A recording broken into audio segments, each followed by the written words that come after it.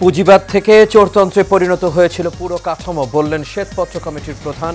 অর্থনৈতিক ও রাজনৈতিক স্থিতিশীলতা ছাড়া সম্ভব না সংস্কার। সংখ্যালঘু ইস্যুতে ভুল ধারণা তৈরি করছে ভারতীয় গণমাধ্যম, কূটনৈতিকদের জানালেন পররাষ্ট্র উপদেষ্টা। সত্য তুলে ধরার আহ্বান স্বরাষ্ট্র উপদেষ্টা। যুক্ত হচ্ছে নতুন 17 লাখ ভোটার, আগামী বছরের 2 মার্চ চূড়ান্ত তালিকা প্রকাশ, জানালেন কমিশনার সানাউল্লাহ। বাড়ি বাড়ি গিয়ে হবে হালনাগাদ। এবং 15 আগস্টকে জাতীয় শোক দিবসের ছুটি ঘোষণা করে হাইকোর্টের রায় স্থগিত। জয় বাংলাকে জাতীয় স্লোগান বাতিল চায় রাষ্ট্রপক্ষ, শুনানি রোববার।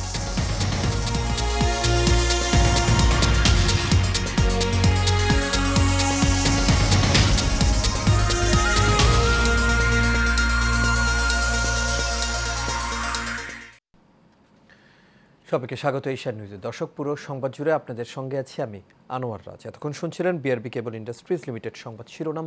এবার চলে যাচ্ছি পুরো খবরে। দেশের অর্থনৈতিক ও রাজনৈতিক স্থিতিশীলতা নিশ্চিত করা না গেলে দীর্ঘমেয়াদী সংস্কার কার্যক্রম করা যাবে না বলে জানিয়েছেন শ্বেতপত্র কমিটির প্রধান ডক্টর দেবপ্রিয় ভট্টাচার্য। তিনি জানান, আগামী 6 মাসের কর্মপরিকল্পনা জনগণের সামনে তুলে ধরে 2 বছরের একটি মধ্যমেয়াদী পরিকল্পনা খুব দ্রুত করা দরকার। এ সময় শ্বেতপত্র কমিটিতে থাকা অন্যান্য সদস্যরা বলেন, মেগা প্রকল্পে দুর্নীতি করে ঋণের বোঝা চাপিয়ে দেওয়া হয়েছে কয়েক প্রজন্মের ঘাড়ে। 15 বছরের দুর্নীতির ফিরিস্তি তুলে ধরতে শেরেবাংলা নগরের এনইসি সম্মেলন কক্ষে শ্বেতপত্র কমিটির সংবাদ সম্মেলনে এসব কথা বলেন তারা। মোশাররফ তালুকদারের ক্যামেরায় কাউসার আহমেদের রিপোর্টে দেখুন বিস্তারিত। সংস্কারের অংশ হিসেবে দেশের নামজাদা অর্থনীতিবিদ নিয়ে শ্বেতপত্র কমিটি গঠন করা হয়েছিল। রাজধানীর আগারগাঁওয়ে পরিকল্পনা মন্ত্রণালয়ে বিগত 15 বছরে আওয়ামী লীগ সরকারের দুর্নীতির ফিরিস্তি তুলে ধরতেই এই সংবাদ সম্মেলনের আয়োজন করা হয়। তো চামচা পুঁজিবাদের থেকে কিভাবে চোরতন্ত্রে চলে গেল, এতে উঠে আসে খাতভিত্তিক দুর্নীতির চিত্র। ব্যাংকিং খাতে সবচেয়ে বেশি লুটপাট হয়েছে জানিয়ে কমিটির প্রধান বলেন, উন্নয়ন বাজেটের 40% অর্থ তছরুফ হয়েছে। সেই সঙ্গে দেশের 10% মানুষ দেশের 85% সম্পদ ভোগ করেছেন। অবকাঠামোর বিভিন্ন ক্ষেত্রে যেটা 30-40% পর্যন্ত চুরি হয়েছে, এটি আমাদের ধারণা। এবং অনেক ক্ষেত্রে এই প্রকল্পগুলো অকার্যকরভাবেই সারা জীবন হয়তো বহন করতে হবে, শ্বেত হস্তির মতো। তো আর তৃতীয়ত হলো জ্বালানি খাত। আরেকটি খাতকে আমরা উল্লেখ করেছি যে এই খাতটিকে ধরা খুব কঠিন, সেটা হলো আইসিটি খাত, প্রযুক্তি খাত। প্রযুক্তি খাতে প্রচুর টাকা পয়সা এখানে গেছে। এখানে যে সমস্ত সংগ্রহ, ক্রয় ইত্যাদি হয়েছে, এটা একটা অভিনব পদ্ধতিতে হয়। পরবর্তী জাতীয় বাজেট আসার আগে দেশে অর্থনৈতিক সংস্কারে বর্তমান সরকার কি উদ্যোগ নেবে সেসব বিষয়ে কথা বলেছেন কমিটিতে থাকা অন্যান্য অর্থনীতিবিদরা। আমরা মনে করতাম আগে যে হুন্ডি হাওলার মাধ্যমে বোধহয় রেমিটেন্সের এগেইনস্টে বেশি দুর্নীতিটা ওখানে হচ্ছে, কিন্তু যারা নাকি এখন বিগত সময় টাকা পাচার করেছেন, তারা ওই এক্সচেঞ্জ রেটের বেশি দিয়ে হুন্ডি হাওলাতে তো রেটটা একটু বেশি, তো সেইটা দিয়ে না করে তারা আমদানি করছেন সরকারের কাছ থেকে। ওই অফিসিয়াল রেটে এক্সচেঞ্জ রেট ডলারটা কিনেছেন, তারপরে $50 যেটা আমদানি করবেন ওইটাকে $150 দেখিয়ে ওই $100 বাইরে পাঠিয়ে দিয়েছে। 2013-14 দেখলাম যে ডিরেকশনটাই চেঞ্জ হয়ে গেছে। একটা হলো ব্যবধানটা বেড়ে গেছে, আর একটা হচ্ছে একটা উপর দিকে যাচ্ছে অফিসিয়ালি রিপোর্টেড গ্রোথ, আর আরেকটা নিচের দিকে যাচ্ছে। এই যে গ্রোথ স্লো ডাউন করছে, এটা কিন্তু অফিসিয়ালি আমরা এই ধরতে পারি। পুরোনো যে দুর্নীতিবাজরা, তারা যে অতীতে বিভিন্ন সময় তারা যে নানাভাবে খেলেছে, আমরা চাই না তারা পুনরায় প্রতিস্থাপিত হোক। আমার কাছে যেটি মনে হয়েছে যে আমরা যদি উদ্যোগ ভালোভাবে নিতে পারি, তাহলে আমাদের এখানে অনেক বেশি পরিমাণে সম্পদ আহরণ করা সম্ভব। বর্তমান সরকার ক্ষমতায় থাকার ফলে বৈশ্বিক উৎসাহ এবং উদ্বেগের মধ্যে না থেকে সরকারের কর্মসূচি দেশের জনগণ এবং বিদেশি সহায়তাকারী, বিনিয়োগকারী এবং রপ্তানিকারকদের সামনে তুলে ধরার আহ্বান জানানো হয়। আমি সোনার সংসার রেখে গেছিলাম এলডিসি গ্র্যাজুয়েশনে, এরা 2 বছরে নষ্ট করে দিয়েছে, গ্র্যাজুয়েশন করতে পারে নাই। বলবে না এটা? কাউসার আহমেদ, এশিয়ান টেলিভিশন, ঢাকা। সার্ককে পুনরুজ্জীবিত করতে সার্কের মহাসচিব গোলাম সারোয়ারকে আরও কাজ করার আহ্বান জানিয়েছেন প্রধান উপদেষ্টা ডক্টর মোহাম্মদ ইউনুস। সার্কের মহাসচিব গোলাম সারোয়ার ঢাকার তেজগাঁয়ে প্রধান উপদেষ্টার কার্যালয়ে সাক্ষাৎ করতে এলে তিনি এই কথা বলেন। এ সময় তিনি ভারত ও ভুটানের মতো প্রতিবেশী দেশগুলোতে নেপালের জলবিদ্যুৎ রপ্তানির মতো বহুপাক্ষিক বিষয়ে কাজ করতে বলেন। সার্ক মহাসচিব অ্যাসোসিয়েশনের চার্টার উদ্দেশ্য বাস্তবায়নে সার্ক প্রক্রিয়াকে পুনরুজ্জীবিত করার জন্য বাংলাদেশ সরকারের কাছ থেকে অব্যাহত সমর্থন ও নির্দেশনা কামনা করেন।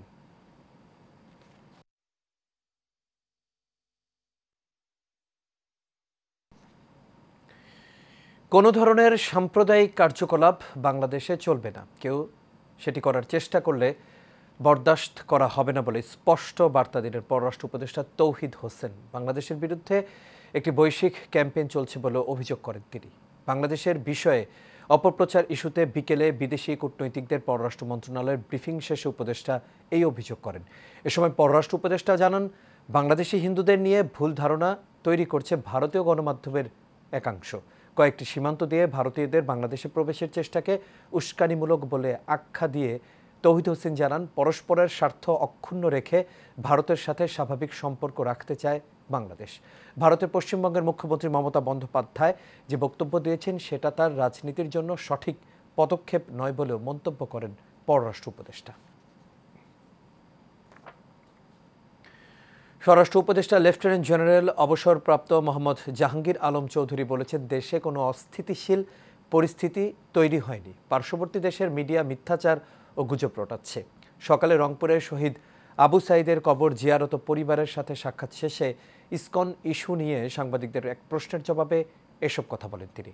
এ সময় স্বরাষ্ট্র উপদেষ্টা বলেন, একমাত্র দেশের সাংবাদিকরাই সত্য ঘটনা প্রকাশ করে ভারতের মিথ্যাচার তুলে ধরতে পারেন। জুলাই আগস্ট আন্দোলন ঘিরে হওয়া ঢালাও মামলার বিষয়ে স্বরাষ্ট্র উপদেষ্টা জানান, আন্দোলন ঘিরে যারা মিথ্যা মামলা দিচ্ছে তাদেরও আইনের আওতায় আনা হবে। মিথ্যা মামলায় যেন কাউকে শাস্তি পেতে না হয় তা নিশ্চিত করতে একটি কমিটি তৈরি হয়েছে বলে জানান তিনি। শুনানি শুরু করব এবং অন্যান্য যে আসামিরা ঘুরে বেড়াচ্ছে তাদের যদি আপনারা আইডেন্টিফাই করতে পারেন এবং আমার পুলিশ আইডেন্টিফাই করতে পারে, তাদের অবশ্যই আইনের আওতায় নিয়ে আসা হবে। কাউকে কোনো অবস্থায় ছাড় দেওয়া হবে না। আগামী 2 মার্চ চূড়ান্ত ভোটার তালিকা প্রকাশ করবে নির্বাচন কমিশন। আজ রাজধানীর আগারগাঁওয়ের নির্বাচন ভবনে নতুন নির্বাচন কমিশনের প্রথম কমিশন সভা শেষে ব্রিফিংয়ে এই তথ্য জানান নির্বাচন কমিশনার অবসরপ্রাপ্ত ব্রিগেডিয়ার জেনারেল আবুল ফজল মোহাম্মদ সানাউল্লাহ। তিনি জানান, ভোটার তালিকায় যুক্ত হচ্ছে নতুন 17 লাখ ভোটার। চূড়ান্ত তালিকা প্রকাশের পর বাড়ি বাড়ি গিয়ে তা হালনাগাদ করা হবে। এর আগে বেলা 11টার দিকে আগারগাঁওয়ের নির্বাচন কমিশন সচিবালয়ে প্রধান নির্বাচন কমিশনারের সভাকক্ষে নতুন নির্বাচন কমিশনের প্রথম কমিশন সভা অনুষ্ঠিত হয়। এই সভায় ভোটার তালিকা হালনাগাদ ছাড়াও বিভিন্ন বিষয়ে আলোচনা হয়।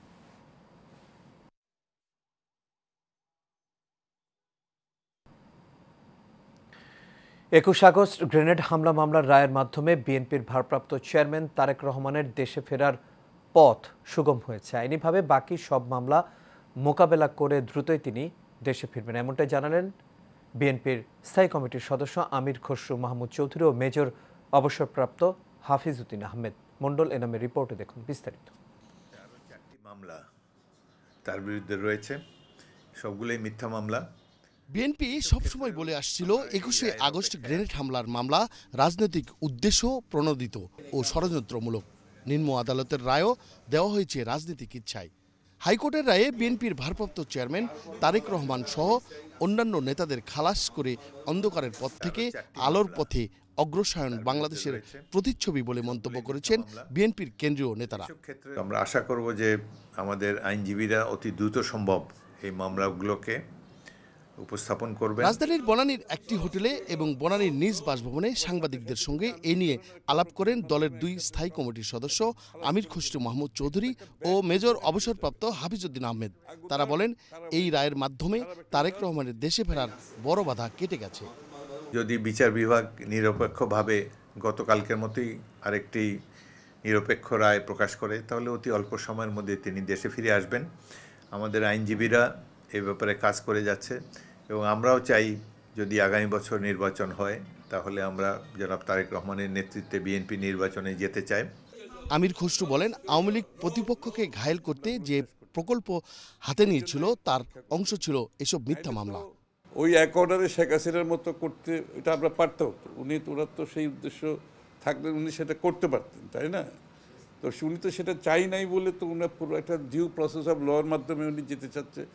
শেখ হাসিনার মতো ওই প্রক্রিয়ার মাধ্যমে করতে গেলে এর মধ্যে আবার আরও অনেকের তো মামলায় কিছু ওই প্রক্রিয়া শেষ হয়েছে, তাই না? উনি তো সেদিকে যেতে চাচ্ছেন না, উনি চাচ্ছেন আমরা আইনের শাসনের কথা বলছি, আবার সাথে সাথে যদি আমি এই ধরনের একটা প্রক্রিয়ার মাধ্যমে একসাথে সব একটা খালাস করে দিলাম, এটা তো একটা ব্যাড প্রেসিডেন্ট হয়ে যাবে দেশের জন্য। মেজর হাফিজ বলেন, 21শে আগস্টের ঘটনায় কেউ সংক্ষুব্ধ হলে আদালতের কাছে পূর্ণ তদন্তের জন্য আবেদন করতে পারেন। এ ব্যাপারে আমরা আইনজীবীদের পরামর্শকে মূল্যায়ন করে থাকি, কারণ আইনগত পরিস্থিতিটা কি সেই সম্পর্কে আইনজ্ঞরাই ভালো জানাতে পারবেন এবং মামলাগুলো তারা পরিচালনা করেন। সুতরাং আইনজ্ঞ যারা তারা কি পরামর্শ দেন সেটার উপরেই আমাদের পরবর্তী পদক্ষেপ নির্ভর করে। প্রতিবেশী দেশের সহযোগিতায় উগ্রবাদী কোনো সংগঠন এই হামলার ঘটনা ঘটাতে পারে বলেও জানান বিএনপির এই স্থায়ী কমিটির 2 সদস্য। মণ্ডলের নাম, এশিয়ান টেলিভিশন, ঢাকা। জামায়াতে ইসলামীর আমির ডক্টর শফিকুর রহমান বলেছেন, একটি উগ্র গোষ্ঠী দেশকে অস্থিতিশীল করতে আইনজীবীকে হত্যা করেছে। তারা চেয়েছিল বাংলাদেশকে তপ্ত শ্মশানে পরিণত করতে। সকালে ঝালকাঠিতে ইউনিয়ন দায়িত্বশীল সমাবেশে এই কথা বলেন তিনি। এ সময় ডক্টর শফিকুর রহমান জানান, আমরা এমন দেশ চাই যেখানে কৃষক তার ফসলের ন্যায্য দাম পাবেন, শ্রমিক পাবেন তার ঘামের মজুরি। জামায়াত রাষ্ট্রীয় ক্ষমতায় গেলে কাউকেই তার অধিকার ভিক্ষা করতে হবে না, সবাইকে তার অধিকার সম্মানের সাথে দেয়া হবে। জেলা জামায়াতের আমির ও কেন্দ্রীয় শুরা সদস্য অ্যাডভোকেট হাফিজুর রহমানের সভাপতিত্বে অনুষ্ঠানে আরও বক্তব্য রাখেন জামায়াতে ইসলামীর কেন্দ্রীয় নির্বাহী সদস্য মোবারক হোসেন, জামায়াত নেতা মাসুদ সাইদি সহ আরও অনেকেই। কিছু উগ্র গোষ্ঠী হত্যা করলো, তারা চেয়েছিল এর মাধ্যমে বাংলাদেশকে তপ্ত একটা শ্মশানে পরিণত করবে। ফুটতে থাকবে বাংলাদেশ, জ্বলতে থাকবে বাংলাদেশ, ভুলে খেলা হবে রক্তে। কিন্তু আলহামদুলিল্লাহ এদেশের দায়িত্বশীল মানুষ, বিশেষ করে মুসলমানরা, শত্রুদের পাতানো ফাঁদে পা দেয় নাই, কারো একটা লুম ধরেও কান মারে না। আমরা আমাদের সহকর্মীদেরকে বলেছিলাম, আমরা ধৈর্য ধরেছি অতীতে, ধৈর্য ধরবো, এখন ধৈর্য ধরবো আগামীতে ইনশাআল্লাহ। 15 আগস্টকে জাতীয় শোক দিবসের ছুটি ঘোষণা করে হাইকোর্টের রায় স্থগিত করেছেন আপিল বিভাগ। প্রধান বিচারপতি ডক্টর সৈয়দ রেফাত আহমেদের নেতৃত্বাধীন আপিল বিভাগের পূর্ণাঙ্গ বেঞ্চ এই আদেশ দেন। 2009 সালে 15 আগস্টকে জাতীয় শোক দিবস ঘোষণা করে হাইকোর্ট, যা এতদিন পালিত হয়ে আসছিল। সদ্য বিদায়ী শেখ হাসিনা সরকার 2008 সাল থেকে 15 আগস্ট জাতীয় শোক দিবস হিসেবে পালন করে আসছিল। তবে গত 15 আগস্ট শেখ হাসিনার পদত্যাগ ও দেশ ত্যাগের পর ডক্টর মোহাম্মদ ইউনূসের নেতৃত্বে গঠিত হয় অন্তর্বর্তীকালীন সরকার। এরপর 13 আগস্ট এই বছরের ছুটিটি বাতিল করে প্রজ্ঞাপন জারি করে অন্তর্বর্তী সরকার। এদিকে জয় বাংলাকে জাতীয় স্লোগান ঘোষণার হাইকোর্টের রায় বাতিল চেয়েছে রাষ্ট্রপক্ষ। আপিল বিভাগে যা শুনানির জন্য রোববার দিন ধার্য করেছেন আপিল বিভাগ। নতুন মামলায় গ্রেফতার দেখিয়ে কারাগারে পাঠানো হয়েছে দীপুমণি, হাসানুল হক ইনু, রাশেদ খান মেনন ও জুনায়েদ আহমেদ পলককে। 2018 সালে বিএনপি চেয়ারপারসন বেগম খালেদা জিয়ার গাড়িবহরে হামলার মামলা ও হত্যা চেষ্টা মামলায় হাসানুল হক ইনু, রাশেদ খান মেননকে গ্রেপ্তার দেখানোর আবেদন করা হয়। এছাড়া জুলাই গণ অভ্যুত্থানে রামপুরায় হত্যা মামলায় হাসানুল হক ইনুকে এবং শাহবাগ থানায় হত্যা মামলায় দীপুমণি, জুনায়েদ আহমেদ পলককে গ্রেপ্তার দেখানোর আবেদন করা মামলার তদন্তকারী কর্মকর্তা। সকালে পলক ছাড়া বাকি আসামিদেরকে ঢাকার চিফ মেট্রোপলিটন ম্যাজিস্ট্রেট আদালতে আনা হয়।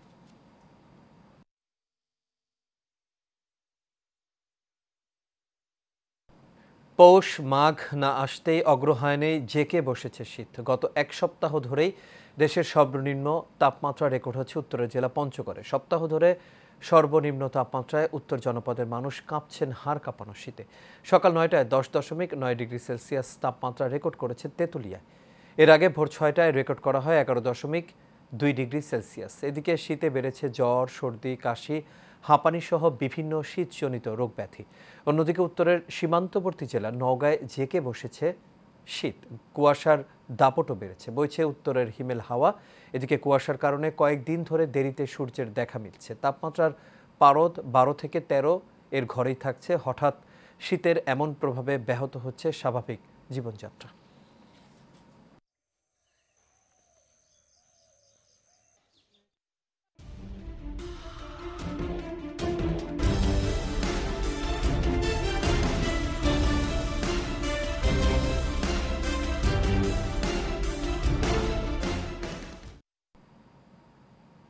এবার সারা বাংলার খবর।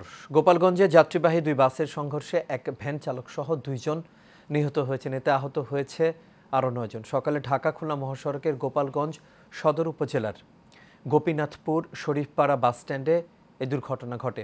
কাশিয়ানীর ভাটিয়াপাড়া হাইওয়ে পুলিশের উপপরিদর্শক মোহাম্মদ রোমান মোল্লা জানান, গোপালগঞ্জ থেকে ছেড়ে আসা একটি বাস শরীফপাড়া বাস স্ট্যান্ড এলাকায় মহাসড়কের পাশে দাঁড়িয়েছিল। এ সময় খুলনা থেকে ছেড়ে আসা ঢাকাগামী একটি বাস পেছন থেকে ধাক্কা দিলে ওই বাসটি পড়ে যায়। এতে বাসটির সামনে দাঁড়িয়ে থাকা একটি ভ্যানকে চাপা দিয়ে মহাসড়কের পাশের খাদে পড়ে যায়।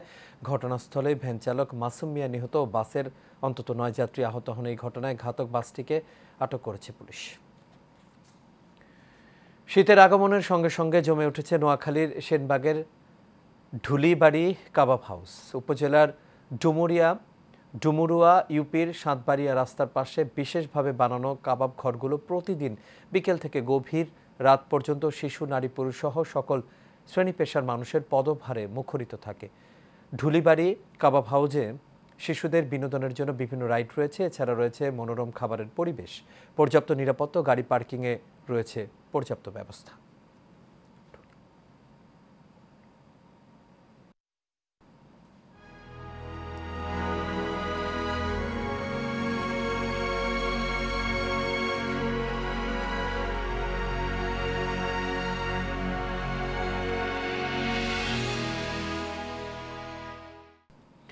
এবার আন্তর্জাতিক প্রসঙ্গে ফিলিস্তিন ইসরায়েল সংঘাতের খবর। ফিলিস্তিনের অবরুদ্ধ গাজা ভূখণ্ডে ইসরায়েলি বর্বর হামলায় কমপক্ষে আরও 47 ফিলিস্তিনি নিহত হয়েছেন। এতে করে এই উপত্যকাটিতে নিহতের মোট সংখ্যা 44,400 ছাড়িয়ে গেছে। এছাড়া গত বছরের অক্টোবর থেকে চলা এই হামলায় আহত হয়েছেন আরও লক্ষাধিক ফিলিস্তিনি। এক প্রতিবেদনে এসব তথ্য জানিয়েছে বার্তা সংস্থা আনাদুলু। ফিলিস্তিনি স্বাস্থ্য কর্তৃপক্ষ মনে করছে, গাজা উপত্যকা জুড়ে ধ্বংস হওয়া বাড়ির ধ্বংসস্তূপের নিচে এখনও 10,000-এরও বেশি লোক নিখোঁজ রয়েছেন। মূলত গাজায় অবিলম্বে যুদ্ধবিরতির দাবি জানিয়ে জাতিসংঘের নিরাপত্তা পরিষদের প্রস্তাব সত্ত্বেও ইসরায়েল অবরুদ্ধ এই ভূখণ্ডে তার নৃশংস আক্রমণ অব্যাহত রেখেছে। এছাড়া অবরুদ্ধ এই ভূখণ্ডের 60% অবকাঠামো ক্ষতিগ্রস্ত বা ধ্বংস হয়ে গেছে। ইসরায়েল ইতিমধ্যে আন্তর্জাতিক বিচার আদালতে গণহত্যার অভিযোগে অভিযুক্ত হয়েছে। অগ্নি ঝুঁকি কমাতে আগামী বছর 13 ফেব্রুয়ারি থেকে শুরু হচ্ছে 3 দিনব্যাপী আন্তর্জাতিক প্রদর্শনী। বেলা 11টায় বিসিসিআই আয়োজিত এই প্রদর্শনী নিয়ে সংবাদ সম্মেলন করে ইসাব। এ সময় ইসাবের সভাপতি নিয়াজ আলী চিশতি প্রদর্শনীর বিস্তারিত তুলে ধরেন। সংবাদ সম্মেলনে উপস্থিত ছিলেন ইসাবের senior vice president SM Shahjahan Saju, secretary general Zakir Uddin Ahmed, যুগ্ম সাধারণ সম্পাদক মোহাম্মদ মাহমুদে খোদা সহ আরও অনেকেই। 10ম আন্তর্জাতিক fire safety and security expo 13 থেকে 15 ফেব্রুয়ারি পর্যন্ত চলবে।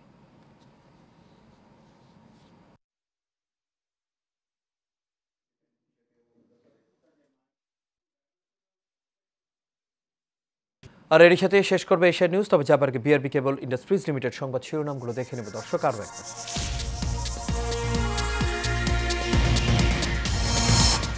পুঁজিবাদ থেকে চোরতন্ত্রে পরিণত হয়েছিল পুরো কাঠামো, বললেন শ্বেতপত্র কমিটির প্রধান। অর্থনৈতিক ও রাজনৈতিক স্থিতিশীলতা ছাড়া সম্ভব না সংস্কার। সংখ্যালঘু ইস্যুতে ভুল ধারণা তৈরি করছে ভারতীয় গণমাধ্যম, কূটনৈতিকদের জানালেন পররাষ্ট্র উপদেষ্টা। সত্য তুলে ধরার আহ্বান স্বরাষ্ট্র উপদেষ্টা। যুক্ত হচ্ছে নতুন 17 লাখ ভোটার। আগামী বছরের 2 মার্চ চূড়ান্ত তালিকা প্রকাশ, জানালেন কমিশনার সানাউল্লাহ। বাড়ি বাড়ি গিয়ে হবে হালনাগাদ। এবং 15 আগস্টকে জাতীয় শোক দিবসের ছুটি ঘোষণা করে হাইকোর্টের রায় স্থগিত। জয় বাংলাকে জাতীয় স্লোগান বাতিল চায় রাষ্ট্রপক্ষ, শুনানি রোববার। দর্শক, এই ছিল আমাদের এখনকার আয়োজন। আমাদের পরবর্তী সংবাদ দেখার আমন্ত্রণ রইল। এতক্ষণ সাথে থাকার জন্য সবাইকে ধন্যবাদ।